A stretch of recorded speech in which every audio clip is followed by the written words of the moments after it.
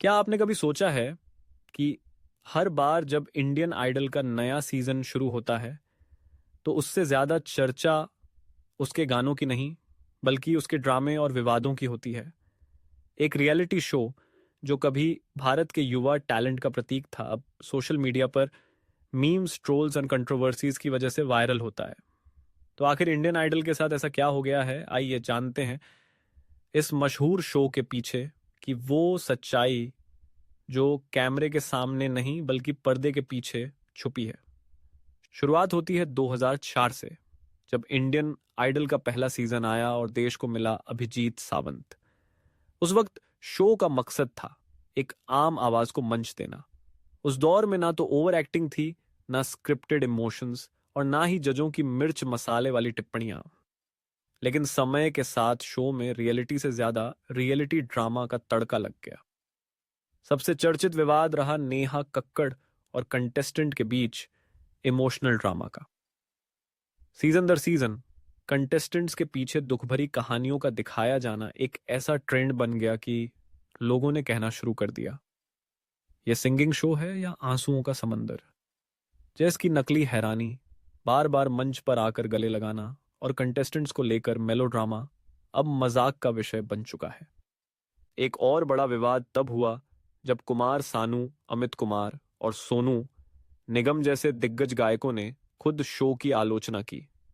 अमित कुमार ने साफ कहा कि उन्हें कंटेस्टेंट्स की तारीफ करने के लिए कहा गया था, चाहे परफॉर्मेंस जैसी भी हो। उन्होंने ये भी कहा कि उन्हें असली गायक नहीं, सिर्फ मनोरंजन दिखा। सोनू निगम ने शो के प्लेबैक सिस्टम पर सवाल उठाते हुए कहा कि टैलेंट की बजाय अब स्क्रिप्टेड एंटरटेनमेंट पर फोकस किया जा रहा है। 2021 के सीजन में शायद सबसे ज्यादा विवाद हुआ जब शो ने एक कंटेस्टेंट की ट्रेजेडी को बार बार दिखाकर टीआरपी बटोरने की कोशिश की। सोशल मीडिया पर लोगों ने इसे सहानुभूति की बिक्री कहकर जमकर आलोचना की। यहां तक कि कई पुराने कंटेस्टेंट्स ने भी सामने आकर कहा कि उनसे भी जबरदस्ती इमोशनल एंगल दिखवाया गया था।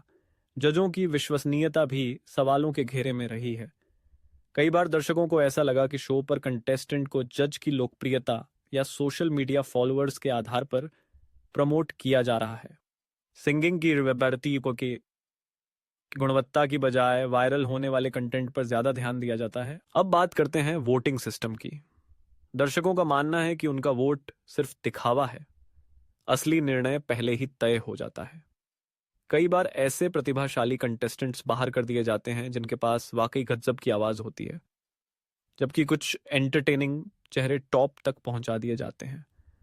लेकिन इन सब के बावजूद इंडियन आइडल आज भी एक बड़ा प्लेटफॉर्म है। इस शो ने कई प्रतिभाओं को पहचान दी है।